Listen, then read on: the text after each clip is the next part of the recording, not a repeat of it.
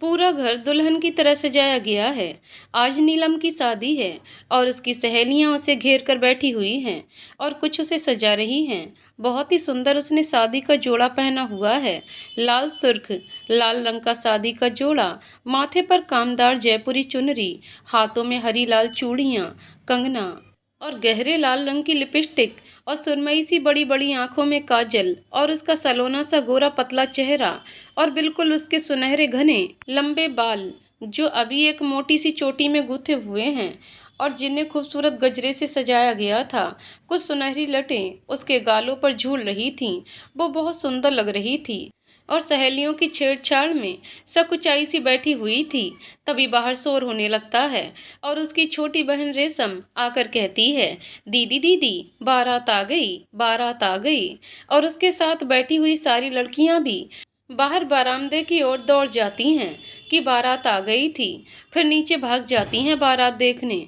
और इस समय बारात दरवाजे तक आ गई थी और नीलम की माँ सुमित्रा देवी और पिता श्यामलाल बारात का स्वागत करने के लिए खड़े थे और उनके और थोड़े बहुत रिश्तेदार भी साथ थे और बाकी उनके दोस्त लोग थे। उन्होंने अपनी क्षमता अनुसार नीलम के लिए सब कुछ दहेज में जुटाया था और पीछे लॉन में सारा सामान रखा हुआ था। उसमें गद्दे, पलंग, सोफा, टीवी, कूलर, फ्रिज, दान में देने वाले कपड़े, ये सब कुछ रखा हुआ था। और तभी दूल्हे का स्वागत करके उसको उतारा जाता है और दूल्हे की नाक पकड़ाई की रस्म करके सुमित्रा देवी दूल्हे को परछावन करके अंदर ले आते हैं और सारे लोग दूल्हे के दोस्तों को और उनके रिश्तेदारों को बैठाते हैं और उनकी आवभगत में लग जाते हैं। दूल्हे की माँ लक्ष्मी देवी, जो देखने से ही सेठानी लग रही थी, सुमित्रा देवी से पूछती हैं, दहेज का सामान आपने लगा दिया? सुमित्रा देवी हाथ जोड़कर कहती हैं, जी हाँ बहन जी, हमने अपनी क्षमता के अनुसार उस हिसाब से हमने अपनी बेटी को सब कुछ दिया है और सब कुछ लगा रखा है, आप देख लीजिए सब। वो कहती हैं, ठीक है, मैं देख लेती हूँ। और अपनी बहन और दूल्हे की बुआ को उठाकर ले जाती हैं सामान देखने। और सामान देखकर जब वापस आती हैं तो उनका मुंह बना हुआ ही रहता है और वह आकर अपने पति से कहती हैं, अरे सुनिए जी, इधर तो आइए जरा। तो वह कहते हैं, क्या है भाग्यवान, कहो अब तुम्हें क्या हुआ, इस तरह मुंह क्यों बनाए फिरती हो? तब वह तुनक कर कहती हैं, अजी आपने तो कहा था कि वह गाड़ी देने वाले हैं, गाड़ी तो हमें कहीं नहीं दिखी दहेज में। वह बोले, अरे भाग्यवान, रुको रुको, मैं पूछता हूँ श्यामलाल से। और श्यामलाल की ओर चले जाते हैं। श्यामलाल से पूछते हैं, क्यों भाई श्यामलाल जी, आपने तो कहा था कि आप जब आएंगे तो गाड़ी आपकी खड़ी मिलेगी, दहेज में गाड़ी तो नहीं दिख रही मेरे बेटे के लिए। मेरा बेटा इतने बड़े बैंक में काम करता है, उसके लिए ये बात तो पहले ही हमने कही थी कि गाड़ी चाहिए। अब मेरा बेटा सूरज तो इसी बात से तैयारी हुआ है कि उसे गाड़ी मिल रही है। तब तक लक्ष्मी देवी भी वहां आ जाती हैं। हाँ सही बात है, सही कह रहे हैं आप, लड़की तो ठीक है, सुंदर है, सब कुछ सही है, लेकिन गाड़ी के बिना ये शादी तो नहीं होगी। श्यामलाल जी कहते हैं, आप ऐसा मत कहिए, मैं हाथ जोड़ता हूँ, शादी हो जाने दीजिए। मैं गाड़ी के लिए अपने ऑफिस में लोन की बात कर रखी है और वह जैसे ही पास होगा मैं गाड़ी आपके घर के दरवाजे पर खड़ी कर दूंगा। मैं अपनी बात से मुकर नहीं रहा हूँ, आप समझिए जरा हमारी परेशानियों को। भगवान के लिए आप लोग ऐसा मत करिए, अभी ये शादी हो जाने दीजिए। इस तरह बेटी की बारात अगर लौट गई तो मेरी बच्ची से कौन शादी करेगा? मेरी बच्ची की जिंदगी ना बर्बाद कीजिए। और श्यामलाल जी हाथ जोड़कर रोने लगते हैं और सुमित्रा देवी भी बहुत समझाती हैं लक्ष्मी देवी को, लेकिन वह लोग टस से मस नहीं होते। इधर बारात में आए हुए सारे लोग भी कहते हैं कि हर तरफ कुछ अजीब सा माहौल तो हो गया है, कुछ बात है क्या? और सभी इधर उधर देखने लगते हैं। सभी लोग देखते हैं कि श्यामलाल जी अपने होने वाले समधी जी के हाथ जोड़े खड़े हैं और वहां उस कोने की तरफ काफी ऊंचे स्वर में आपस में लोग बातचीत कर रहे हैं, जिसकी वजह से कुछ और लोग भी उधर की ओर जाते हैं और कुछ श्यामलाल जी के रिश्तेदार भी उनकी तरफ आते हैं और सब लोग मिलकर ही उन्हें समझाते हैं। इधर अंदर कमरे में नीलम बैठी थी और खुद को आईने में निहार रही थी। तभी उसके कुछ सहेलियां भी कमरे में आने लगती हैं, लेकिन उसकी बहन रेशम उन लोगों को समझाती है, आप लोग दीदी से कुछ मत कहिएगा, बाहर का माहौल कैसा है, वह बेचारी दुखी हो जाएगी, आप लोग चलिए दीदी के पास ही रहिए, मैं अभी आती हूँ, बोलकर रेशम चली जाती है।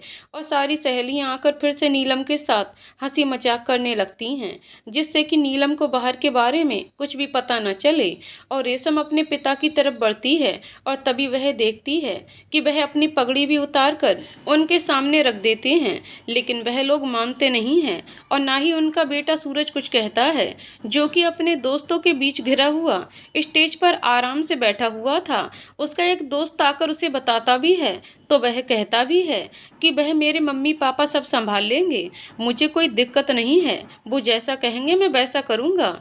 ये घटना थी कानपुर के किदवई नगर की, जो शहर के दक्षिणी इलाके में पड़ता है और यहाँ काफ़ी खूबसूरत कॉलोनियाँ बसाई गई हैं। उन्हीं में से एक मकान में नीचे के ग्राउंड फ्लोर में श्यामलाल जी किराए पर रहते थे और उनकी 2 बेटियां और पत्नी थी और आज उनकी बड़ी बेटी नीलम का विवाह होना तय हुआ था।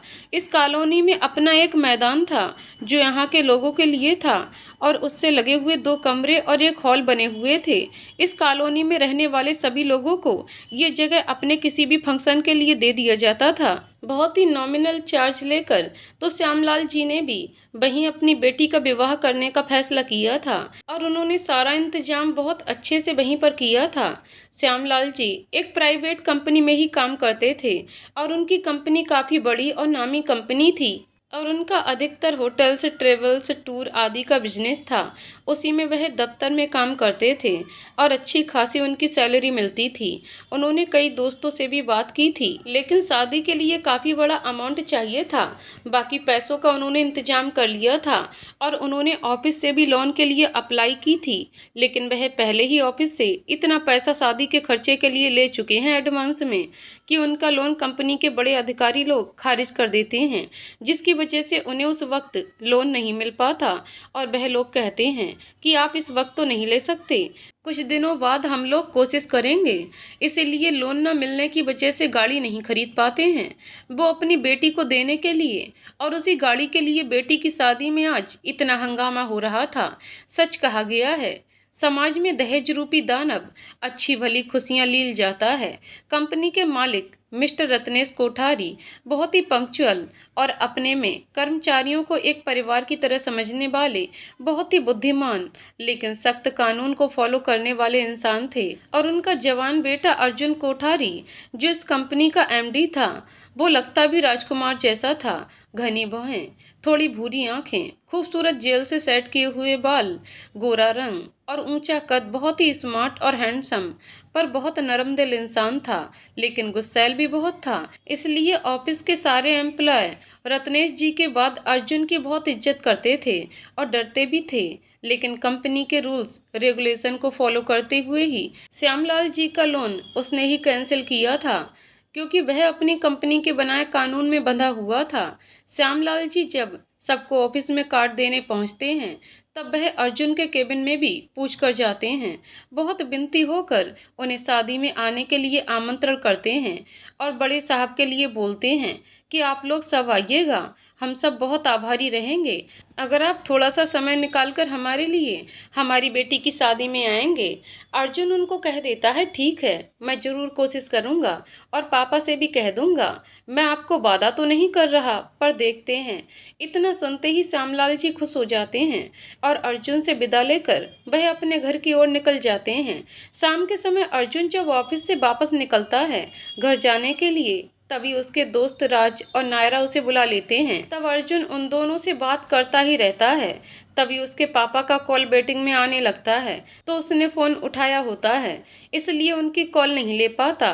फिर राज का कॉल रखने के बाद वह कॉल बैक करता है तो वह उसे बोलते हैं, बेटा मुझे श्यामलाल जी ने इतने मन से बोला था और हम भी तो इंसान ही हैं, तो हमें किसी इंसान को छोटा और बड़ा नहीं समझना चाहिए। हमारे परिवार के सदस्य की तरह ही हमारे एम्प्लॉई हैं और बेटे की शादी में हमारी तरफ से किसी को तो जाना ही चाहिए। बेटे की शादी में भले जाओ ना जाओ चलता है।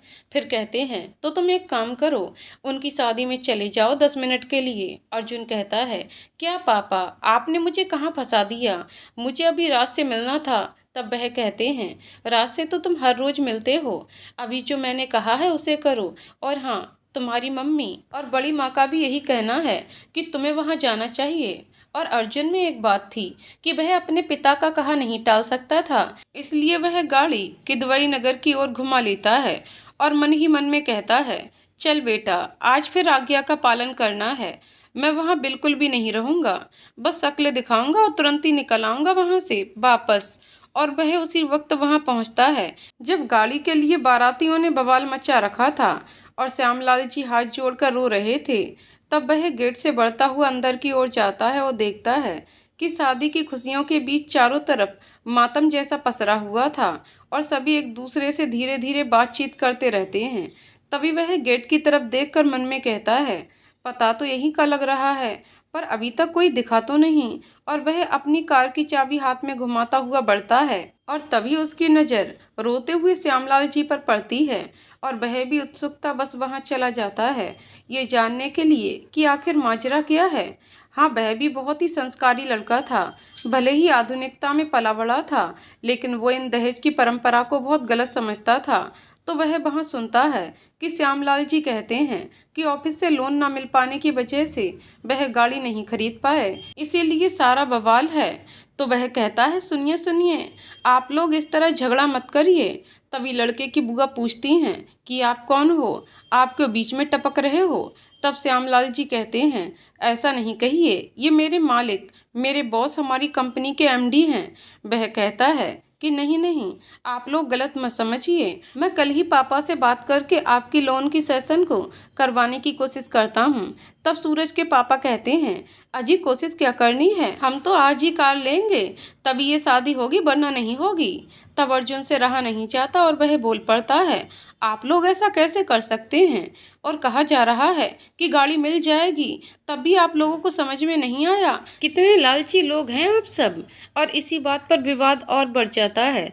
तभी सूरज अर्जुन का कॉलर पकड़ लेता है और कहता है, तेरी हिम्मत कैसे हुई मेरे पिता को लालची कहने की। तू जो कोई भी है, मेरा उससे कोई मतलब नहीं है, पर अब तो मैं ये शादी हरगिज नहीं करूँगा। और पूरे शोर शराबे के बीच बारात वापस जाने लगती है। तभी श्यामलाल जी हाथ जोड़कर अर्जुन से कहते हैं, ये आपने क्या किया सर, आपको हमारे घर के मामले के बीच में नहीं बोलना चाहिए था। आपकी वजह से हमारी बेटी की बारात वापस जा रही है, मैं क्या करूँगा अब। और तब तक इन सब बातों को सुनकर और इतने शोर शराबे को सुनकर नीलम भी अपनी सहेलियों के रोकने के बावजूद बाहर की ओर आ जाती है और वह अर्जुन के पीछे ही आकर खड़ी हो जाती है और उसकी कई सारी बातें सुन लेती है। और अपने पिता को इस तरह अर्जुन के आगे गिड़गिड़ाते देखकर उसका क्रोध सातवें आसमान पर पहुंच जाता है और वह अपना घूंघट पलटकर खड़ी हो जाती है और कहती है, कितने बेगैरत इंसान हैं आप। जिसकी शादी में आए थे उन्हीं की बारात वापस करा दिया आपने। आप जानते हैं आपने क्या किया है। और फिर वह रोते हुए उसे फिर से फटकारने लगती है और कहती है, किसी दुल्हन की अगर उसके मंडप पर शादी ना हो, तब इस घर में कौन शादी करने आएगा, कौन शादी करेगा एक मंडप में छोड़ी हुई लड़की से। क्या विदेशों में हाईली एजुकेटेड पढ़ाई करने के बाद आप लोगों के संस्कार सब दिमाग से निकल जाते हैं। आप लोगों को ये समझ में नहीं आता कि गरीब बाप की बेटी की इज्जत क्या होती है। और अर्जुन अवाक रह जाता है और नीलम को देखता रहता है। उसकी बातें सुनकर उसका चेहरा कठोर हो जाता है और वह गुस्सा हो जाता है और कहता है, मैंने क्या किया है, आप तो सारा इल्जाम मेरे ऊपर डाल रही हैं, खामखा हाथ धोकर मेरे पीछे पड़ गई हैं, मैंने ऐसा कुछ नहीं कहा।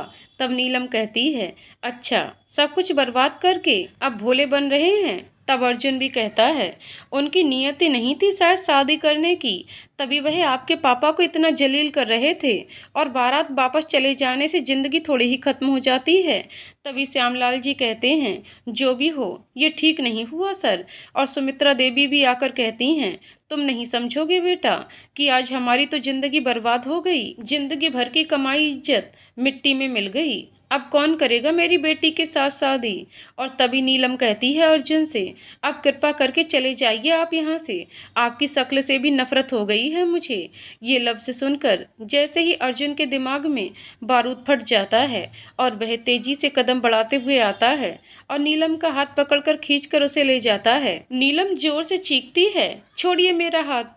अर्जुन और कस के पकड़ लेता है और पंडित जी के गले में पड़ी हुई रामनामी खींच लेता है और अपने और नीलम के हाथों में कस कर बांध देता है। नीलम चिल्लाती रह जाती है और वो उसे खींचकर मंडप तक ले जाता है और पंडित जी से कहता है, आप मंत्र शुरू करें। पंडित जी डर के मारे हवन कुंड में घी डालते हैं, जिससे आग धधक उठती है और वह मंत्र पढ़ने लगते हैं और नीलम चिल्लाती रहती है और अर्जुन उसका हाथ पकड़कर फेरे लेने लगता है। गुस्से से उसका चेहरा लाल हो रहा था और श्यामलाल, सुमित्रा जी भी घर के सारे सदस्य मंडप के बाहर खड़े देखते रह जाते हैं और सब कहते हैं, ये आप क्या कर रहे हैं? श्यामलाल जी कहते हैं, अर्जुन बेटे आप क्या कर रहे हैं? अर्जुन किसी की नहीं सुनता है और तभी पंडित जी खड़े होते हैं और थाली में सिंदूर और मंगलसूत्र लेकर, और अर्जुन मंगलसूत्र की कड़ी पहले लगाता है, फिर सर के ऊपर से घुसा देता है और थाली से सिंदूर मुट्ठी में भर कर लेता है और नीलम की पूरी मांग में भर देता है। एक पल के लिए नीलम जैसे सुन्न हो जाती है और बस आंखों में हैरानी और गुस्सा लिए अर्जुन को देखती रह जाती है। जहां 10 मिनट आधे घंटे पहले हाहाकार मचा हुआ था, वहां बिल्कुल सन्नाटा पसर जाता है। तब श्यामलाल जी आगे बढ़कर अर्जुन से कहते हैं, अर्जुन सर ये क्या किया आपने? तब अर्जुन कहता है, अभी तो आप लोग सारे इल्जाम मुझ पर लगा रहे थे, मैंने सारे इल्जाम अपने आप खत्म कर दिए ना, तो अब किसी को क्या परेशानी है? बोलकर नीलम का हाथ पकड़े अपने कार की तरफ बढ़ जाता है। सुमित्रा देवी नीलम को पकड़कर रोना भी चाहती थीं, लेकिन वो नीलम का हाथ पकड़ती हैं, लेकिन अर्जुन के खींचने की वजह से नीलम का हाथ उनके हाथों से छूटता चला जाता है और नीलम रोते बिलखते अपने माँ बाप को छोड़कर एक बुत की तरह अर्जुन के पीछे पीछे कार में जा बैठती है। रात काफ़ी हो गई थी, इसलिए सड़कें सुनसान हो गई थीं। कानपुर की और कार फर्राटे से तिलक नगर की ओर चली जाती है। तिलक नगर में ही बहुत बड़ा सा अर्जुन का घर था। उस आलीशान बड़े से बंगले के मेन गेट पर लिखा हुआ था कोठारी मेंशन, और इस समय करीब रात के 1 बज चुके थे और जो ही गाड़ी की आवाज़ मिलती है, धनीराम दौड़कर दरवाज़ा खोलता है और गाड़ी अंदर आती है और वह दरवाज़ा बंद करके अपनी जगह खड़ा हो जाता है। और तभी अर्जुन गेट खोलकर निकलता है और फिर पलटकर नीलम की तरफ का गेट खोलता है और नीलम को बाहर आने के लिए कहता है। नीलम भारी भरकम अपने लहंगे को संभालते हुए बाहर आती है और अंदर ही अंदर काफ़ी झिझक और डर से भरी हुई रहती है।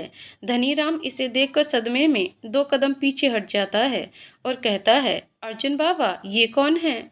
और वह धनीराम को घूर कर देखता है और कहता है, जो भी है पता चल ही जाएगा काका, अभी कुछ मत पूछो, दिमाग खराब हुआ पड़ा है मेरा।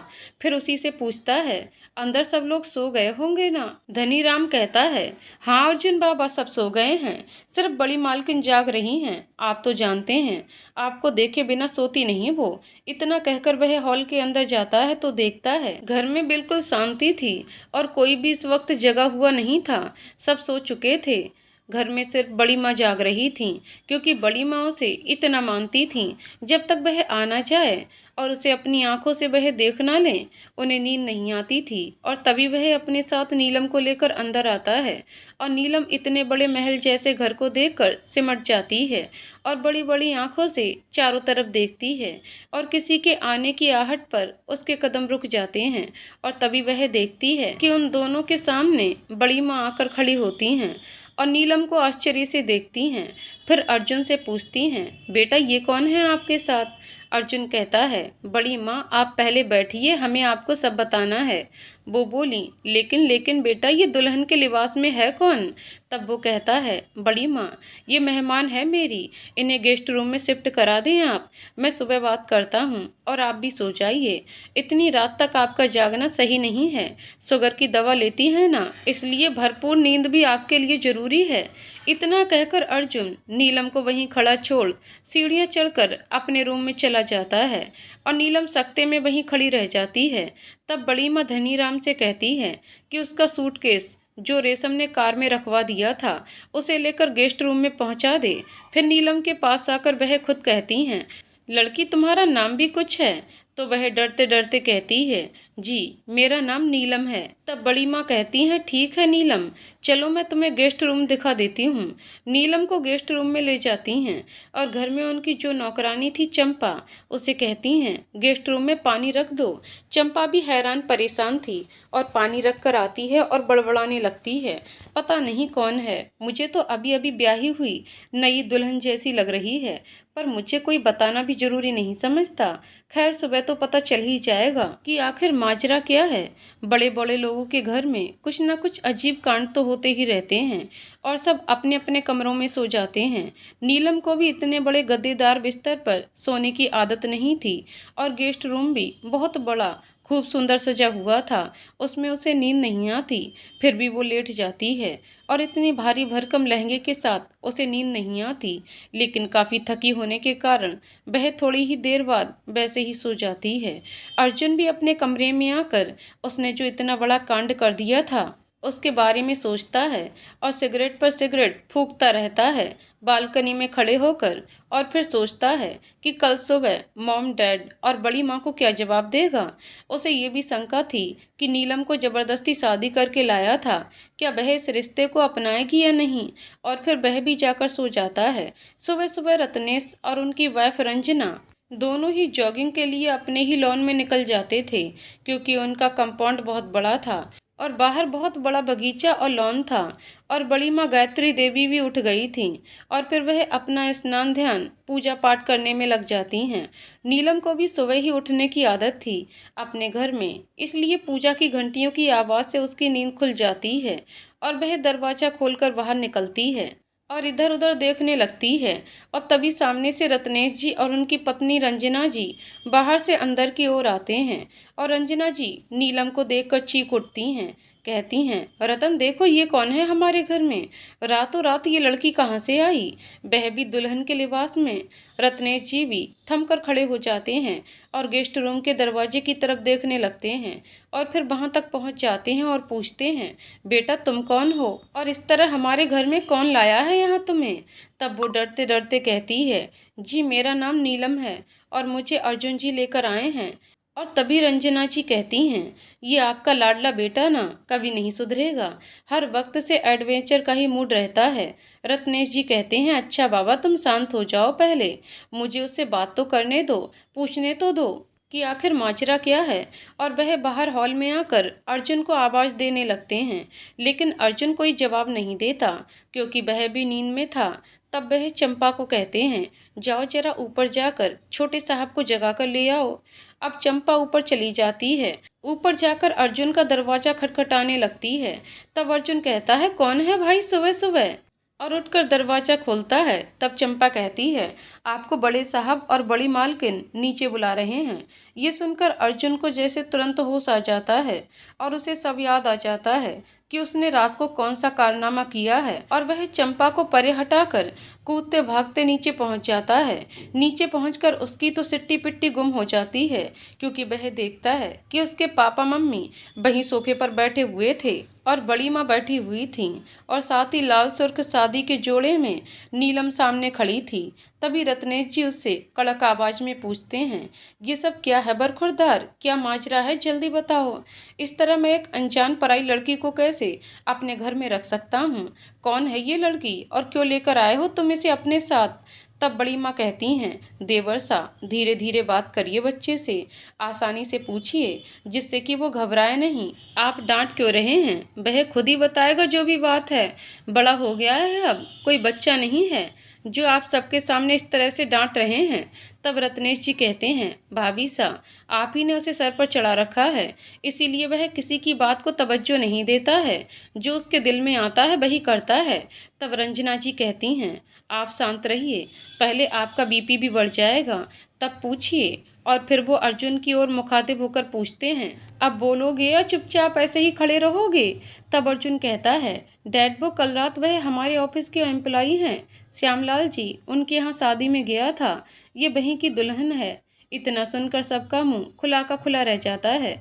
रंजना जी कहती हैं, क्या मतलब है, क्या है तुम्हारा मतलब, तुम शादी के घर से दुल्हन उठा लाए हो। तब अर्जुन कहता है, नहीं मम्मा, मैं दुल्हन को उठाकर नहीं लाया बल्कि शादी करके लाया हूँ।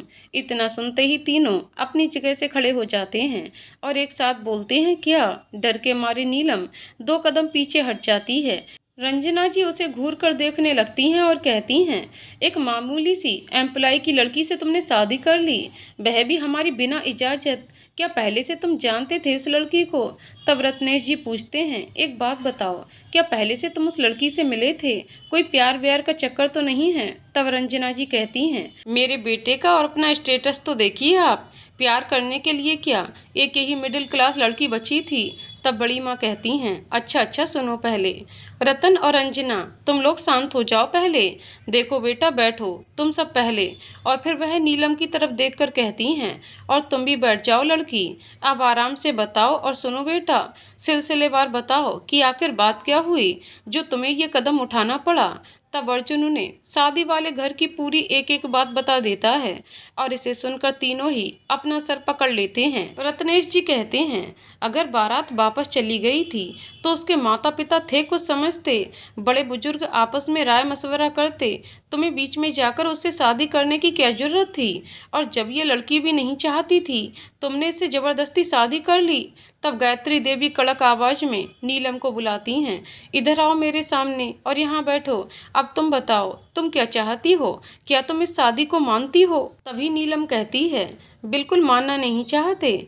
इन्होंने जबरदस्ती मेरे से शादी की है, लेकिन रीति रिवाजों से हुई शादी को कैसे झुटला सकते हैं? बड़ी माँ कहती हैं, इसका मतलब ये हुआ कि तुम इस शादी को नहीं मानती और तुम ये भी नहीं मानती कि अर्जुन तुम्हारा पति है। तो तब नीलम सर झुका देती है और कुछ भी बोल नहीं पाती। रत्नेश जी अर्जुन से पूछते हैं, अब तुम्हारा क्या ख्याल है अपनी इस अतरंगी शादी के बारे में, तुम भी बता दो। तो अर्जुन कहता है, मुझे उस वक्त जो सही लगा मैंने कर लिया, मैंने शादी कर ली है। अगर ये नहीं रहना चाहती है तो डिवोर्स दे दूंगा इसे। ये सुनते ही गायत्री देवी गुस्से से खड़ी हो जाती हैं और कहती हैं, शादी क्या कोई गुड्डे गुड़ियों का खेल है कि जब मनचाहा कर लिया और जब मनचाहा उसे तोड़ दिया? शादी 7 जन्म का बंधन होता है, जन्म जन्म 7 फेरों में बंध जाते हैं एक दूसरे से। न कागजों की शादी होती है, न कागजों से शादी टूटती है। ये ईश्वर के द्वारा किया हुआ फैसला होता है, क्योंकि जोड़े आसमानों पे बनते हैं। तब रंजना कहती है, मैं तो इसे कभी अपनी बहू स्वीकार नहीं कर सकती। मैं अपनी हाई प्रोफाइल सोसाइटी में कैसे इसे इंट्रोड्यूस करवाऊंगी कि ये मेरी बहू है, उसका कोई स्टेटस नहीं है। तब बड़ी माँ कहती हैं, ये अब हमारे खानदान से जुड़ चुकी है, तो जो हमारा स्टेटस है उसका भी वही स्टेटस है, और आज तक जो इस खानदान में नहीं हुआ, मैं उस काम को करने की इजाज़त कभी नहीं दूंगी। इसलिए अर्जुन और नीलम, तुम दोनों को ही ये शादी माननी होगी और शादी जैसे पवित्र बंधन की इज्जत करनी होगी। और ये चंपा को आवाज़ देती हैं, चंपा इधर आओ और जाकर गेस्ट रूम से नीलम बहू का सामान अर्जुन बाबा के कमरे में रखवा दो। ये सुनते ही चंपा मुस्कुराते हुए गेस्ट रूम की तरफ चली जाती है। बड़ी माँ की बातें और फैसला सुनकर रंजना का पारा 7वें आसमान पर पहुंच जाता है, क्योंकि वह किसी भी कीमत पर एक गरीब मिडिल क्लास लड़की को अपनी बहू के रूप में स्वीकार नहीं कर पा रही थी। और वह नीलम को हर्ट करने लगती हैं कि इसने ही कुछ त्रिय चरित्र दिखाकर मेरे भोले भाले बेटे को फंसा लिया। ऐसे गरीब लड़कियों को मैं खूब जानती हूँ। पैसे वाले लड़के को देखकर बस फंसा लेना उनके लिए कोई बड़ी बात नहीं। बड़ी माँ से रहा नहीं जाता, क्योंकि नीलम उनकी बातें सुनकर सिसकने लगती है और कहती है, मैंने ऐसा कुछ नहीं किया बड़ी माँ। तब वह कहती है, रंजना चुप हो जाओ, और न चाहते हुए भी आज मुझे बोलना पड़ेगा। शादी से पहले तुम क्या थी, उसे भी एक बार याद कर लो। बड़ी माँ की बातें सुनकर रंजना चुप हो जाती है, लेकिन गुस्सा उसे अभी भी था। तब तक चंपा नीलम का सामान बाहर हॉल तक ले आती है। चंपा को नीलम के सामान के साथ अपने रूम की तरफ जाते हुए देखकर अर्जुन तुरंत कहता है, बड़ी माँ ये क्या कह रही हैं? तभी वो कहती हैं, क्या कर रही हूँ मतलब, अब तुम शादी करके घर आए हो, तो अगर कोई शादी करता है तो उसकी पत्नी उसके साथ ही रहती है ना। फिर कहती हैं, क्या ये सिंदूर झूठ है जो तुमने नहीं भरा इसकी मांग में? क्या ये मंगलसूत्र झूठा है जो तुमने नहीं पहनाया है इसे? तो ये तुम्हारी ब्याहता पत्नी नहीं है? क्या उसके साथ 7 फेरे नहीं लिए तुमने? तो जब दोनों ने ही सब रस्म किया है, भगवान को और अग्नि को साक्षी मानकर शादी की है बेटा, तो उसे मिटाने की कोशिश मत करना और कभी भी इस पवित्र रिश्ते का अपमान मत करना। अब जाओ, जाकर फ्रेश होकर तैयार हो। और फिर नीलम से कहती हैं, तुम भी जाकर ये शादी का जोड़ा उतार कर रखो, नहा कर नीचे आओ, मुझे कुछ शादी के बाद की जरूरी रस्में करनी है तुम दोनों की। और बड़ी माँ की ये बातें सुनकर रंजना पैर पटकती हुई चली जाती है और रत्नेश जी कहते हैं, ठीक है भाभी सा, मुझे वैसे नीलम को अपनी बहू मानने से कोई इनकार नहीं है। हमारी बेटी की कमी पूरी हो जाएगी।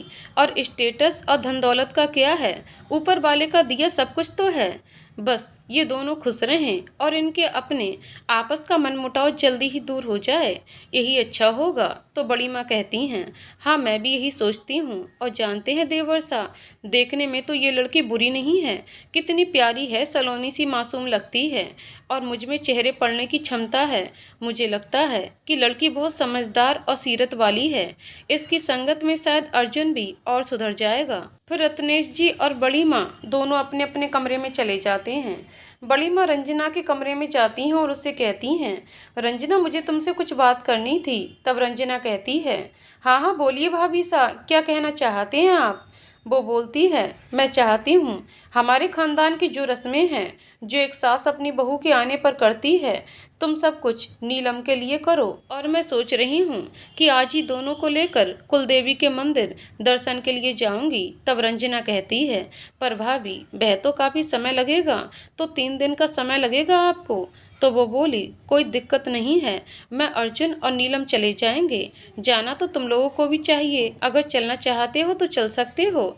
रंजना कहती है, पर इतनी दूर प्रतापगढ़ मैं नहीं जा सकती, अभी मेरी कई सारी मीटिंग है। ये सुनकर बड़ी माँ कहती हैं, ठीक है जैसी तुम्हारी मर्जी। ऊपर कमरे में नीलम आती है धीरे धीरे चलकर, और वहीं अर्जुन बालकनी से अंदर आता है और अर्जुन को सामने देखकर वह अपनी नज़रें झुका लेती है और फिर अपना चेहरा दूसरी तरफ कर लेती है। अर्जुन उसके पास आकर पूछता है, आप कंफर्टेबल तो है ना। तब वह कहती है, आपको मेरी चिंता करने की जरूरत नहीं है। नीलम चुपचाप खड़ी कमरे को चारों तरफ से देख रही थी कि अर्जुन कहता है, ठीक है आप मेरे वार्डरोब में अपना सामान रख सकती हैं, देख लीजिए, आप जैसे सेट करना चाहें कर लीजिए।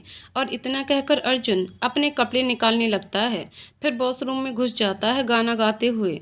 वो जब वार्डरोब खोलकर देखती है, उसकी आंखें और बड़ी हो जाती हैं, क्योंकि वहाँ कपड़ों की लाइन लगी थी, कपड़े, शूज़ और भी न जाने क्या क्या।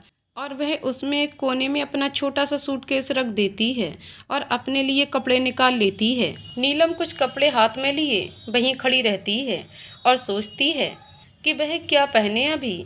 और वह सूटकेस से पीले रंग की साड़ी निकालती है, उसमें जरी की बॉर्डर थी। वह साड़ी प्लेन थी और पीले रंग का ही प्लेन ब्लाउज था। वह अपने कपड़े, टॉवल सब निकाल कर रख लेती है और सूटकेस कबर्ड में रखकर कबर्ड बंद कर देती है। अर्जुन को निकलने में टाइम था, इसलिए वह धीरे धीरे चलते चलते बालकनी में पहुंच जाती है। बालकनी भी बहुत बड़ी थी, उसमें बहुत तरह के पेड़ पौधे लगे हुए थे, लतर वाले भी बड़े बालकनी में ऊपर तक छाए हुए थे।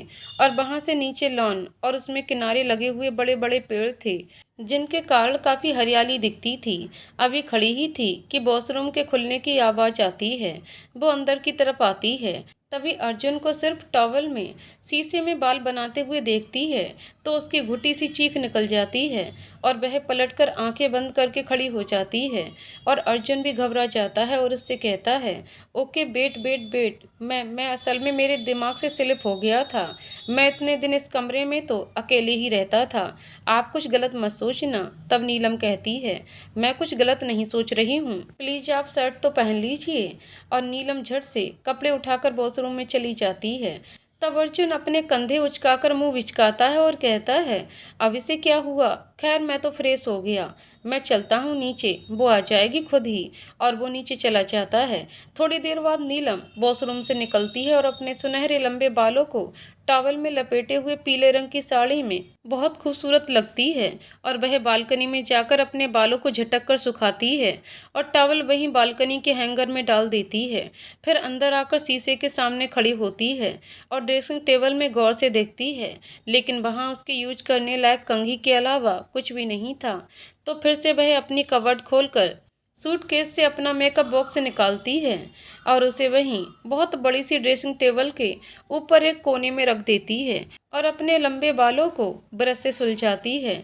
और उसकी माँ ने कहा था कि उसे सिंदूर को रगड़कर धुलना नहीं, इसलिए सिंदूर अभी तक लगा ही हुआ था उसके माथे पर और काफ़ी गहरा था। और वह एक बड़ी बिंदी लगाती है, आंखों में काजल लगाती है और हाथों में भरा हुआ चूड़ा तो था ही, गले में मंगलसूत्र था और पतली सी चैन पहन लेती है, जो उसकी माँ ने उसे खास तौर पर इसलिए बनवा कर दिया था कि वह हर समय उसे पहने रखेगी। और कानों में उसकी शादी के समय झुमके पड़े हुए थे, उसे नहीं उतारती है, वही पहनी हुई रहती है। और अपने आप को शीशे में निहारती है तो साड़ी में बहुत खूबसूरत लगती है। अपने मेकअप बॉक्स में से हल्की लिप ग्लॉस लगाती है, क्योंकि उसे लाल सुर्ख लिपस्टिक पसंद नहीं थी। फिर वह आहिस्ते से अपने कमरे से निकलती है और सीढ़ियाँ उतरने लगती है। उसे नीचे डाइनिंग टेबल पर बैठे हुए सभी की निगाह सीढ़ियों की तरफ इसलिए भी चली जाती है क्योंकि उसके पायलों की घुंघरू की मधुर ध्वनि हल्के हल्के सुनाई देती है। और सीढ़ियों से उतरते हुए बड़ी माँ के पास आकर खड़ी होती है। बड़ी माँ उसका इतना सलोना रूप देखकर मोहित हो जाती हैं और उठकर उसके दोनों गालों को छूकर उसके माथे को चूम लेती हैं और कहती हैं, तुम तो बहुत सुंदर लग रही हो। और सामने आकर वह बड़ी माँ के पैर छूती है और फिर रत्नेश जी के भी पैर छूती है और अंजना जी के पैर छूने जाती है तो उसे हटा देती हैं और उससे कहती हैं, बस बस अब ये सब ढकोसला मेरे साथ करने की जरूरत नहीं है। तो वो चुपचाप खड़ी रह जाती है। तभी अर्जुन उसे देखता रहता है और हल्के से मुस्कुरा देता है और फिर आंखों के इशारों से कहता है, मेरे भी पैर छुओ। तो वह कुछ हैरान सी हो जाती है और दूसरी तरफ चेहरा फेर लेती है। थोड़ी देर वो उसकी तरफ देखती नहीं है, लेकिन कनखियों से फिर वह तिरछी नजरों से उसे देखती है और जो देखती है कि अर्जुन उसकी तरफ देखने वाला है, फिर से वह पलट जाती है। और तब बड़ी माँ उन दोनों की मीठी सी हरकत को देखकर मुस्कुरा देती हैं और कहती हैं, अब तुम यहाँ बैठो, आज सबसे पहले तुम रसोई में कुछ मीठा बनाओगी। फिर वह पूछती हैं, तुम्हें खाना बनाना आता है? वह कहती है, जी हाँ, माँ ने सब कुछ सिखाया है, सब कुछ बना लेती हूँ, आप लोग जो भी कहेंगे मैं सब बना दूंगी। तब रत्नेश कहते हैं, नहीं नहीं बेटा, तुम्हें अपने कंधों पर इतना बोझ लेने की जरूरत नहीं है। चंपा है ना, वही सब काम करती है, खाना भी बनाती है, तुम सिर्फ उससे करवा लेना, तुम्हें जो बनवाना होगा। तो वह कहती है, तब मैं रसोई में जाऊं? तो बड़ी माँ कहती हैं, उसके पहले मंदिर में आओ। दोनों अर्जुन और वो उठकर मंदिर में जाते हैं, वहाँ देवता की पूजा करवाते हैं और हल्दी का मंदिर में छाप लगाते हैं और फिर दोनों को जोड़े में आशीर्वाद देती हैं। अर्जुन बीच बीच में उसे देख लेता है, क्योंकि उसने पहले इतने करीब से कभी किसी इंडियन लड़की को नहीं देखा था, वह भी इस वेशभूषा में। उसे ये सब बहुत अनोखा और अच्छा लगता है, क्योंकि वह बचपन से ही विदेशों में पला बड़ा था, वहीं की संस्कृति उसके अंदर आत्मसात थी। हाँ, इतना जरूर था, अपनी वह सभ्यता की इज्जत करता था और वह दिल से एक पक्का हिंदुस्तानी था। वहां से निकलकर वो रसोई में चली जाती है। तब बड़ी माँ कहती हैं, बस देखो अभी 8 बजे हैं और 9 बजे तक तुम नाश्ता बनवा देना और नाश्ते में कुछ मीठा जरूर बनाना। और वह रसोई में आ जाती है। तब चंपा कहती है, बहू रानी, आज आपका पहला टेस्ट है, आप ऐसे हालत में आई हो इस घर में, आपको तो कड़ी मेहनत करनी पड़ेगी। तब नीलम अपने आंचल को कमर में खोसती है और अपने बालों को जूड़ा बना लेती है और चंपा से कहती है, मैं अपनी क्लास में हर टेस्ट में फर्स्ट आती थी और इसलिए मुझे टेस्ट में फर्स्ट आने का जुनून है। मैं हार नहीं मानती किसी भी परिस्थिति से। चलो देखते हैं क्या होता है। नीलम पूछती है, बड़ी माँ क्या खाती हैं? तब चंपा उन्हें सबके बारे में बता देती है और कहती है, पसंद तो सब लोग यही करते हैं, लेकिन रंजना मैम का ऑर्डर रहता है कि ये सब नाश्ते में बनाने की जरूरत नहीं है, सबको ब्रेड बटर लगाकर दे दो। जैम भी रखवा देती हैं, जूस रहता है, रोज ये लोग यही खाते हैं। अर्जुन बाबा को पराठे बहुत पसंद हैं और वह भी बड़ी माँ के हाथ के, तो वह उन्हें बनाकर चुपके से खिला देती हैं। और ये सुनकर नीलम हंसने लगती है और बोलती है, सारी जिंदगी विदेशों में रहे हैं और पराठे पसंद करते हैं। चंपा कहती है, हाँ, अर्जुन बाबा विदेशों में रहे जरूर हैं, लेकिन पूरी तरह से खान पान में, रहन सहन में पूरे भारतीय हैं। बड़ी माँ ने उन्हें सब कुछ सिखाया है, इसलिए वह दिल से भी बहुत अच्छे हैं। रसोई में एक तरफ चंपा को गाजर रखने के लिए कहती है और मीठे में वह गाजर का हलवा बनाती है और बड़ी माँ के लिए शुगर फ्री कर देती है। बाकी सबके लिए नॉर्मल गाजर का हलवा, आलू के पराठे, दही बूंदी का रायता, और उसने हरी मटर को बॉयल कर लिया, हल्का सा उसमें हरे धनिए की चटनी पीसकर उसे ऊपर से मिक्स कर दिया और थोड़ी देर गैस पर जलाकर उसे एक बाउल में उतार लिया। उसे देख चंपा पूछती है, ये क्या है बहू रानी? तब वो कहती है, ये मेरी माँ बनाती थी। हरा मटर कानपुर में आलू धनिया भी बनता है और ये बहुत अच्छा लगता है। और वह घड़ी देखती है, अभी 9 बजने में 10 मिनट बाकी हैं। और वह चंपा को कहती है, समय से पहले ही हम लोगों का काम हो गया, चलो चले नाश्ता लगा दें। और वह तब अपना हुलिया ठीक करती है, साड़ी का आंचल सही करती है और अपने बाल भी। और चंपा जाकर सबको बोलकर आती है नाश्ते के लिए। सब लोग नाश्ता करने आते हैं तो कहते हैं, आज खुशबू बहुत अच्छी आ रही है। तब बड़ी माँ पूछती हैं, बेटा तुमने मीठे में क्या बनाया? वह कहती है, गाजर का हलवा बनाया है। और सब लोग के लिए प्लेट में धनिया मटर, आलू का पराठा, बूंदी का रायता और गर्मा गर्म गाजर का हलवा परोसती हैं। नाश्ते में वाकई में सब कुछ बहुत ही स्वादिष्ट बना था। तब सब लोग खाकर वाह वाह करने लगते हैं और बड़ी माँ उसे भी कहती हैं, तुम भी बैठो, खाना स्टार्ट करो। और उसे भी बैठा लेते हैं। नाश्ता खत्म होने के बाद बड़ी माँ चंपा से कहती हैं, मेरे कमरे में मैंने एक बैग रखा है कुर्सी पर, उसे ले आओ। और वह ले आती है और चंपा से बैग लेकर एक गहने का बॉक्स निकालती हैं। उसमें बहुत सुंदर हार, कंगन और कान के झुमके थे।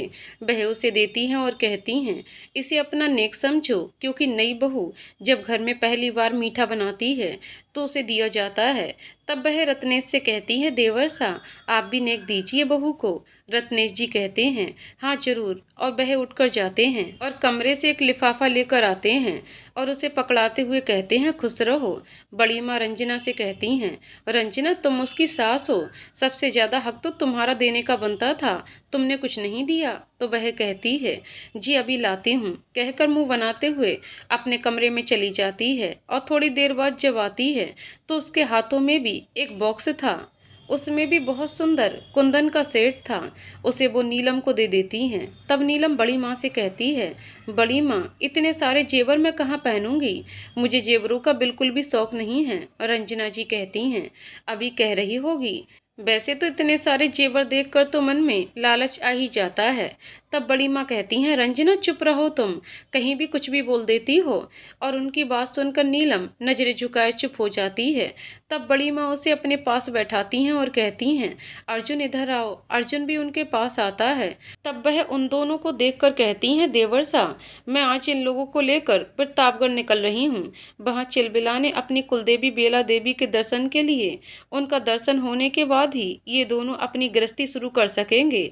हम लोगों को हो सकता है आने में समय लग जाए। और फिर अर्जुन से कहती है, तुम दोनों जाओ अपनी तैयारी कर लो, और हाँ तुम शादी का जोड़ा ले लेना, हम लोग वहां पहुंचकर तुम वो जोड़ा पहनकर ही दर्शन करोगी। तब नीलम कहती है, जी ठीक है। और वह ऊपर चली जाती है। तो फिर अर्जुन थोड़ी देर बाद ऊपर जाता है। फिर वह झिझकते हुए अर्जुन से पूछती है, प्रतापगढ़ जाने के लिए मैं अपना सामान किस में ले जाऊं? अर्जुन उसकी ओर देखता है, फिर कहता है, अब आप मैं अलग अलग सूटकेस तो नहीं ले जाएंगे ना, ज़्यादा कपड़े तो रखना नहीं, तो बस एक ही में रख लेते हैं। और अर्जुन एक एयर बैग निकालता है कबर्ड से दूसरे हिस्से से और उसे सामने रख देता है और कहता है, इसमें अपने कपड़े रख लीजिए और फिर मैं भी रख लूँगा। नीलम सर झुकाए हुए कहती है, आप कपड़े निकाल दीजिए, मैं रख देती हूँ। अर्जुन बिना कुछ बोले जाता है और अपना सामान निकाल कर रख देता है। तो वो पैंट शर्ट और जो सूट उसने शादी में पहनी हुई थी वह भी निकाल कर रख देता है। और नीलम अपना पूरा सामान पैक कर लेती है। और फिर थोड़ी देर बाद चंपा आकर कहती है, आप लोग तैयार हो गए हो? तो नीचे बड़ी माँ बुला रही हैं। और दोनों ही अपना सामान लिए बड़ी माँ के पास आकर खड़े हो जाते हैं। नीलम बहुत ही सिंपल और सुंदर लग रही थी। तब बड़ी माँ अपने कमरे में जाती हैं। वह एक मोतियों का सेट उठा लाती हैं और सफ़ेद मोतियों का सेट नीलम के गले में पहना देती हैं और उसके हाथों में कंगन भी डाल देती हैं। नीलम कुछ बोल नहीं पाती और कहती है, तो अब चलें। और दोनों आकर बड़ी माँ के साथ बाहर कार में बैठ जाते हैं और कार बलवीर चलाता है, जो बड़ी माँ का विश्वास पात्र ड्राइवर था। बड़ी माँ की सेवा उनके पति के जिंदा रहते समय से कर रहा था। और कानपुर की सड़कों से होते हुए कार प्रतापगढ़ की ओर निकल जाती है। सड़क पर कार दौड़ी जा रही थी प्रतापगढ़ की ओर। बीच में रुककर एक जगह ढाबे में वह लोग चाय पीते हैं। बड़ी माँ पूछती है नीलम से कि भूख लगी है तो कुछ खा लो, तो वह मना कर देती है और शाम हो जाती है उन लोगों को प्रतापगढ़ पहुंचने में। उस दिन वह लोग प्रतापगढ़ में ही एक होटल में रुकते हैं। बड़ी माँ अपने लिए एक कमरा बुक करती हैं। बलबीर तो कहता है कि मैं गाड़ी में ही ठीक हूँ, और एक कमरा अर्जुन और नीलम के लिए। वो लोग रात का खाना खाते हैं। सब लोग सोने चले जाते हैं। कमरे में आने के बाद थोड़ी देर बाद नीलम कहती है अर्जुन से, बड़ी माँ ने दवाइयाँ ली हैं कि नहीं। सुनकर वो पलटकर उसकी तरफ देखता है और तब वह कहती है, चंपा ने बता दिया था कि वह रात को शुगर की दवाई लेती हैं और सर झुका लेती है। तब अर्जुन कमरे से बाहर निकलता है और बड़ी माँ के कमरे में जाकर उनसे पूछता है, बड़ी माँ आपने दवाइयाँ लीं? बड़ी माँ कहती हैं, वाह वाह, आज तुम्हें कैसे याद आ गया। तब वह कह देता है कि मैं तो सिर्फ आपसे पूछने आया था, नीलम ने मुझे याद दिलाया। बड़ी माँ मुस्कुराती हैं और कहती हैं, हाँ बेटा, मैंने दवाइयाँ ले ली हैं, कह देना उसे अब जाकर सो जाओ। अर्जुन उठकर अपने कमरे में आता है और देखता है नीलम सकुचाई सी खिड़की के पास खड़ी होकर बाहर देख रही थी। अर्जुन उससे कुछ पूछता नहीं है और चुपचाप आकर सोफे पर सो जाता है। जब नीलम को आहट होती है तो वह पलटकर देखती है और उसे सोफे पर सोया हुआ देखकर वह भी कुछ पूछती नहीं है और आकर बेड पर सो जाती है। लेकिन वह देखती है कि अर्जुन बार बार करवटें बदलता है। तब वह उठकर अर्जुन के पास जाती है और कहती है, आपको मुझ पर इतना एहसान करने की जरूरत नहीं। आपको इस तरह सोफे पर सोने की आदत नहीं है। आप बेड पर सो जाइए, मैं यहाँ सो जाऊंगी। तब अर्जुन उसे देखता है और कहता है, यही बात मैं भी कह सकता हूँ कि आपको भी मुझ पर एहसान करने की जरूरत नहीं है। चुपचाप सो जाइए जाकर। और वह आकर सो जाती है। थोड़ी देर बाद दोनों को ही नींद आ जाती है। सुबह वह जल्दी जल्दी उठती है और नहाकर अर्जुन के उठने से पहले ही वो शादी वाला जोड़ा पहनकर तैयार हो जाती है और वह इस लाल सुर्ख शादी के जोड़े में बहुत सुंदर लगती है। और तभी अर्जुन की नींद खुलती है तो उसे देखता रहता है थोड़ी देर, क्योंकि गीले बालों के कुछ लट उसके चेहरे को छू रहे थे और उसके ऊपर लाल सुर्ख जोड़ा, मांग में सिंदूर, आंखों में काजल, वह बहुत सुंदर लग रही थी। लेकिन वह फिर अपना चेहरा झटक देता है और कुछ बोलता नहीं और चला जाता है तैयार होने। तैयार होकर बड़ी माँ के कमरे में आता है। बड़ी माँ भी तब तक तैयार हो चुकी थी। नीचे आकर दोनों बलबीर के पास आते हैं और बलबीर भी तब तक वेटिंग रूम में फ्रेश हो चुका था। वह सबके साथ निकल जाता है मंदिर की ओर। मंदिर थोड़ा आउट में था और मंदिर पहुंचकर गायत्री देवी बहुत अच्छे से उन दोनों को साथ में बिठाकर हवन और पूजा करवाती हैं और पंडित जी को अच्छे से दान दक्षिणा देकर वह लोग वहां से निकलते हैं। इस समय 4 बज चुके थे तो बलबीर से वो पूछती हैं कि अगर हम लोग अभी निकले तो क्या शाम तक पहुंच जाएंगे। तब बलबीर कहता है, जी आधी रात तक तो हो ही जाएगी। बड़ी माँ कहती है, कुछ खा पी लें, सवेरे से सब लोग भूखे थे, इसलिए खाना खाने में उन लोगों को करीब 1 घंटा लगता है। तब अर्जुन कहता है, अब होटल में रुकने की क्या जरूरत है, हम लोग अभी भी अगर 6 बज रहा है निकल जाएंगे तो देर रात तक पहुंच ही जाएंगे या भोर तक पहुंच जाएंगे। बड़ी माँ कहती हैं, नहीं बेटा, मुझे ठीक से अगर नींद नहीं आई तो प्रॉब्लम हो जाएगी, इसलिए कल सुबह ही निकलते हैं। और वह लोग वापस से होटल आ जाते हैं। होटल के कमरे में आकर सब अपने अपने कमरे में सोने चले जाते हैं और अर्जुन भी आकर अपना ड्रेस चेंज कर लेता है और नीलम से कोई भी बात किए बिना चुपचाप सोफे पर जाकर लेट जाता है। नीलम भी उसकी तरफ एक नज़र देखती है और फिर चेंज करने चली जाती है। फिर अपने भारी भरकम शादी के जोड़े को तह करके रखती है और बेड पर एक साइड में होकर लेट जाती है। थकावट दोनों को ही इतनी ज़्यादा थी, दोनों को ही नींद आ जाती है। दूसरे दिन सुबह अर्जुन निकलता है और सभी लोग तैयार होकर नीचे हॉल में आकर रिसेप्शन के पास ही मिलते हैं और सुबह सुबह ही जल्दी जल्दी निकल जाते हैं। बड़ी माँ कहती हैं, जल्दी से निकल चलो वरना धूप हो जाएगी और हम लोग चाय नाश्ता रास्ते में कहीं रुक कर लेंगे। और फिर बलबीर कार दौड़ा देता है। रास्ते में एक बार वो लोग चाय के लिए रुकते हैं और सब लोग उतरकर चाय पीते हैं और जो नीलम और बड़ी माँ को कार में ही चाय ला देता है और फिर निकल पड़ते हैं सब। और दूसरी बार करीब 1:30 बजे वो लोग फिर ढाबे पर रुकते हैं और वहाँ सब लोग दोपहर का खाना खाते हैं। और फिर बड़ी माँ थोड़ी देर बैठती हैं वहाँ। उसके बाद जब उन्हें थोड़ा सा आराम लगता है तब वह कार में आकर बैठ जाती हैं और सब आगे के सफ़र के लिए निकल जाते हैं। इस तरह वो करीब 4 बजे वो लोग घर पहुंचते हैं। घर में चंपा उन लोगों को चाय बनाकर तुरंत ही देती है और फिर फ्रेश होकर अर्जुन लॉन में आकर बैठता है और अपनी माँ से बातचीत करता है। और तभी बड़ी माँ वहाँ का प्रसाद लाकर सबको देती हैं और नीलम भी धीरे धीरे चलकर आती है क्योंकि वह रंजना जी के होने पर थोड़ा सा घबरा रही थी। तब बड़ी माँ उसे बुलाकर बैठाती हैं और उससे कहती हैं, बेटा तुम अपने पिताजी का फ़ोन नंबर मुझे दे सकती हो। और नीलम उन्हें तुरंत फ़ोन में अपने पिता का नंबर लगाकर देती है तो वो फ़ोन करती है और उधर से श्यामलाल जी उठाते हैं। अपरिचित सा स्वर सुनकर वह पहले तो पूछते हैं कौन, लेकिन फिर जब वह बताती हैं तो बिल्कुल भी नतमस्तक हो जाते हैं। तो वह कहती हैं, कल आप घर आ जाइए और अपनी बेटी को पगफेरे के लिए ले जाइए।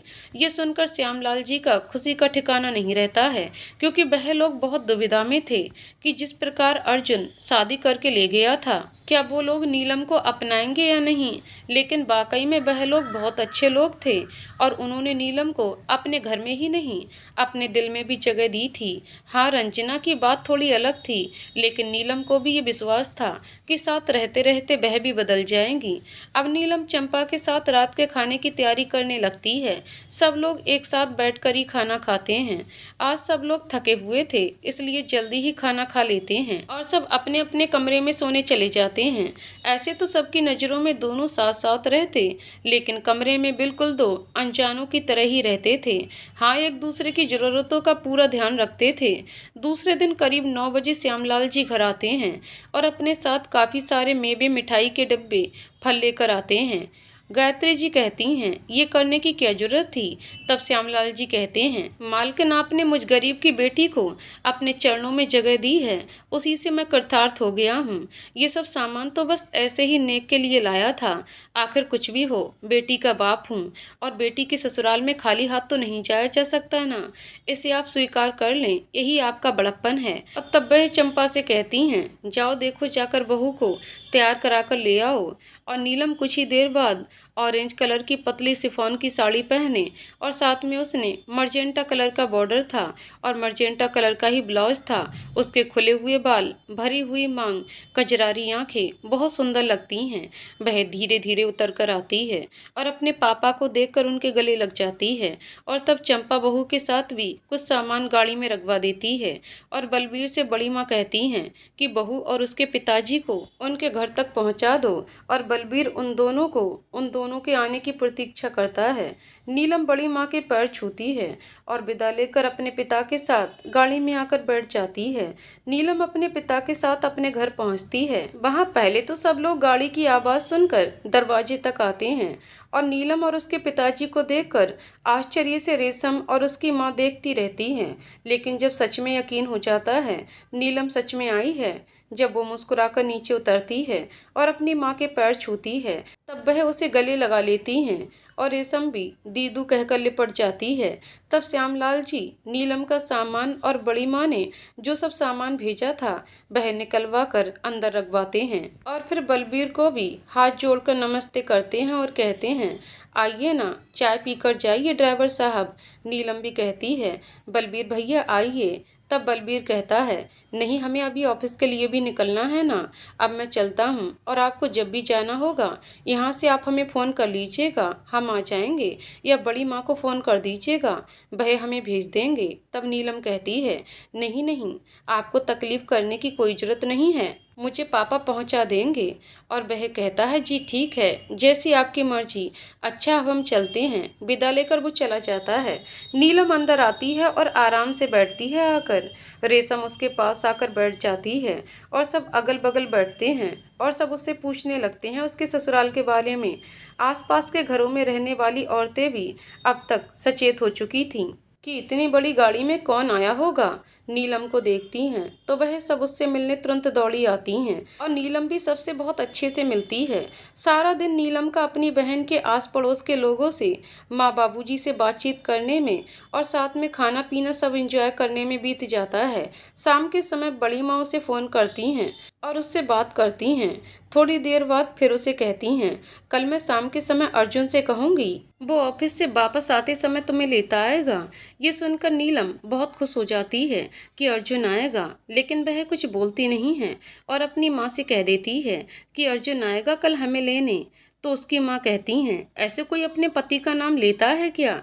तब वह मुंह बनाकर कहती है, पति? वह तो देखते भी नहीं है हमारी तरफ, बात करना तो दूर की बात है। तब उसकी माँ समझाती हैं, तुम लोगों की शादी ऐसी हालत में हुई है, थोड़ा सब्र रखो और अपनी सेवा से सबके मन में जगह बनाओ। दूसरे दिन इंतजार करते करते शाम हो जाती है, लेकिन अर्जुन नहीं आता है और अर्जुन अपने पिताजी से बोल देता है कि मुझे अभी अपने दोस्तों के साथ कहीं जरूरी जाना है, इसलिए मैं उसके घर उसे लेने नहीं जाऊंगा। और पिताजी, मैं वहाँ दोबारा नहीं जाना चाहता। उस दिन इतनी जिल्लत हुई थी, उसके बाद मैं वहाँ जाना नहीं चाहता। बोलकर वह अपने पिताजी का जवाब सुने बिना ही निकल जाता है। तब वह क्या करते, वह बलबीर से ही कहते हैं कि करीब शाम में आप जाओ और ले आओ बहू को, लेकर आओ घर। कि 7 बजे बलबीर आकर गाड़ी का हॉर्न बजाता है। तब रेशम आकर दरवाजा खोलती है और कहती है, जीजा जी आ गए। लेकिन तब बलबीर निकल कर आता है और कहता है, वह छोटे मालिक थोड़ा काम में व्यस्त हैं, इसलिए आ नहीं पाए। और फिर सब लोग नीलम को विदा कर देते हैं और श्यामलाल जी अभी विदाई के समय भी ढेर सारा सामान, फल, मिठाई रखवा देते हैं और नीलम अपने ससुराल आ जाती है। ससुराल आकर वह सारा सामान बड़ी माँ को दिखाकर रखवा देती है और चंपा सब कुछ सहेज कर रख देती है। रंजना जी अपने किटी पार्टीज, मीटिंग्स और सोशल एक्टिविटीज़ के अलावा किसी चीज़ में इंटरेस्ट ही नहीं था, इसलिए वह सदा इन सब चीज़ों से दूर ही रहती आई थी और अक्सर वो रात को घर भी देर से ही लौटती थी। रात का खाना बन जाता है, चंपा ने सब कुछ व्यवस्था कर लिया था, नीलम सिर्फ लगवा देती है और नीलम के ससुर, बड़ी माँ, रंजना जी सब लोग खाना खा लेते हैं। तब बड़ी माँ नीलम से भी कहती हैं खाने को और उसे भी बड़ों की बात मानकर बैठना पड़ता है। वो खाना नहीं चाहती थी अर्जुन के बिना। तब रंजना जी उससे कहती हैं, उसका इंतजार बेफिजूल में मत करो, वह इतनी जल्दी अभी घर नहीं आने वाला। ये सुनकर वह भी खाना खा लेती है। खाना हो जाने के बाद नीलम अपने कमरे में जाती है और आज अर्जुन भी अभी तक आया नहीं था। इधर अर्जुन अपने दोस्तों से मिलता है। आज दोस्तों ने सबने मिलकर प्लान बनाया था नायरा के फार्म हाउस पर आने का और सब वहीं इकट्ठे होते हैं और राज नायरा और जस्सी को बताता है अपनी अचानक हुई शादी के बारे में और उसकी शादी का सुनते ही नायरा के हाथ से जूस का गिलास छूट जाता है और वह एक्सक्यूज मी कहकर वॉशरूम में चली जाती है। उसकी आंखों में आंसू आ जाते हैं क्योंकि जब किसी का दिल टूटता है तो आंखों से उसका दर्द बहता ही है। फिर वह बहते हुए आंसुओं को पोंछ लेती है और वॉशरूम में जाकर वह दरवाजे से पीठ टिकाकर कहती है, अर्जुन तुमने अच्छा नहीं किया, तुम मेरे साथ ऐसा नहीं कर सकते। तुम्हें सिर्फ मैंने चाहा और तुम किसी और से शादी कर लो, ये मुझे बिल्कुल मंजूर नहीं। नायरा ने आज तक जो चाहा है उसे पाया है। और उसकी आंखें गुस्से से लाल हो जाती हैं और कुछ देर बाद वो मुंह धुलकर वापस आकर बैठती है तो सब पूछते हैं उससे, क्या हुआ तुम्हें, तुम इस तरह से अचानक उठकर कहाँ चली गई थी। तब वो अर्जुन को घूर घूर कर देखती है और फिर कहती है, अर्जुन तुमने ये ठीक नहीं किया। जब अर्जुन कहता है, क्यों, मैंने ऐसा क्या कर दिया, तब वह उठकर अर्जुन का कॉलर पकड़ लेती है और कहती है, तुमसे दोस्ती हुई है, मैंने सिर्फ तुमसे प्यार किया और तुमने एक झटके में मेरा दिल चकनाचूर कर दिया और एक मिडिल क्लास गवार लड़की से शादी कर ली तुमने। तब अर्जुन नायरा को कंधे से पकड़कर समझाता है, नायरा नायरा सिचुएशन ऐसी थी यार, मेरी बात तो सुनो, उस समय मैं क्या करता, करनी पड़ी मुझे शादी, मैंने कोई शौक से शादी तो नहीं की है। तब नायरा कहती है, अब करनी पड़ गई थी तो उसे निभा क्यों रहे हो, उसे तुरंत डिवोर्स दे दो। ये सुनकर अर्जुन कहता है, अभी तुरंत तो ऐसा नहीं करने देंगे मेरे घर वाले, बट तुम रिलैक्स करो, मैं तुम्हें छोड़कर कहीं नहीं जा रहा हूँ। और अर्जुन नायरा को गले लगा लेता है। नायरा के चेहरे पर एक कुटिल मुस्कान तैर जाती है और नायरा को अपने गले से अलग करके वह घड़ी की ओर देखता है, फिर कहता है, 12 बज गए, अब तो चलना चाहिए हम लोगों को और तुम लोग भी चलो। और अर्जुन गाड़ी लेकर निकल निकल जाता है। अर्जुन जब अपने घर पहुंचता है तो देखता है कि धनीराम दरवाजे पर ही था। वह गेट खोलता है, तब वह पूछता है, सब सो गए? तो धनीराम कहता है, जी अर्जुन बाबा, सब सो गए। और वह धीरे से अंदर जाता है तो बड़ी माँ को देखता है कि वह सामने ही इजी चेयर पर बैठी हुई थीं और उसके आते ही वह घड़ी की ओर देखती हैं और कहती हैं, अब तो तुम्हारी शादी हो गई है, घर में तुम्हारी बीबी है और तुम रात के 12 बजे के बाद घर आ रहे हो, ये अच्छी बात तो नहीं है बेटा। अर्जुन उनके पैरों के पास आकर बैठता है और कहता है, सॉरी बड़ी माँ, आगे से ख्याल रखूंगा। बहुत दिनों बाद आज दोस्तों के पास चला गया था और किसी को मेरी शादी के बारे में पता नहीं था ना, वही सबसे बातचीत करने में बहुत लेट हो गया। तब बड़ी माँ कहती हैं, खाना तो खाकर ही आए होगे या कुछ खाना है? तो वो कहता है, नहीं बस जूस पी लूँगा, अभी कुछ खाने के लिए मन नहीं है। बोलकर वह अपने कमरे में चला जाता है। थोड़ी देर बाद बड़ी माँ चंपा को भेजती हैं कि चंपा जाकर अर्जुन को ये जूस देकर आओ। और चंपा कमरे में दरवाज़ा खटखटाती है तो अर्जुन कहता है, आ जाइए। और चंपा अंदर आकर जूस रखती है। तब वह कमरे में नज़र घुमाकर देखती है, उसे नीलम कहीं नजर नहीं आती। तब वह बालकनी में देखने की कोशिश करती है तो वहां उसे नीलम का उड़ता हुआ आंचल दिख जाता है। तो वह समझ जाती है कि वह भी जाग रही है और बाहर बालकनी में खड़ी है। फिर चंपा चली जाती है। नीलम भी बालकनी में खड़ी थी और जब अर्जुन के आने की आहट मिलती है, वह वॉशरूम से बाहर आता है हाथ मुंह धोकर, तो अर्जुन भी जूस लेकर बालकनी में उसके पास आकर खड़ा होता है और वहीं इजी चेयर रखा होता है, उस पर बैठ जाता है और नीलम से कहता है, आप भी बैठिए। नीलम वहीं बैठ जाती है। अर्जुन कहता है, मैं आपसे कुछ बात करना चाहता हूँ। देखिए, आपके आने से पहले मेरी लाइफ बहुत डिफरेंट हुआ करती थी, लेकिन अब आपसे शादी हो जाने के बाद बड़ी माँ की सख्त इंस्ट्रक्शन है कि मुझे जल्दी घर पर आ जाना चाहिए, कि आप मेरा इंतजार करेंगी। फिर कहता है, पर मैं बता दे रहा हूँ यार, ये सब मत किया कीजिए, आप आराम से अपनी लाइफ एंजॉय करिए। आप अर्जुन कोठारी की वाइफ हैं, बस इतना स्टेटस ही आपके लिए काफ़ी है। आपकी जो इच्छा है वह आप करिए, बस मुझसे कुछ भी पाने की इच्छा मत रखिएगा। नीलम बस चुपचाप उसे देख रही थी। फिर वो कहती है, मुझे आपके स्टेटस, आपकी धन दौलत से कोई सरोकार नहीं है। मैं भी यहाँ आपके ही द्वारा की गई जबरदस्ती की शादी में बंध गई हूँ, इसलिए मैं भी इस रिश्ते को निभा रही हूँ। हम अब अपनी खुशी के लिए बड़ों का दिल नहीं दुखा सकते, ये हमारे संस्कार नहीं है। तब अर्जुन कहता है, वाह जी वाह, मैं तो इम्प्रेस हो गया आपकी बातें सुनकर। तब नीलम भी मुस्कुरा देती है और कहती है, अब तो रात काफ़ी हो गई है, 1 बज गए हैं।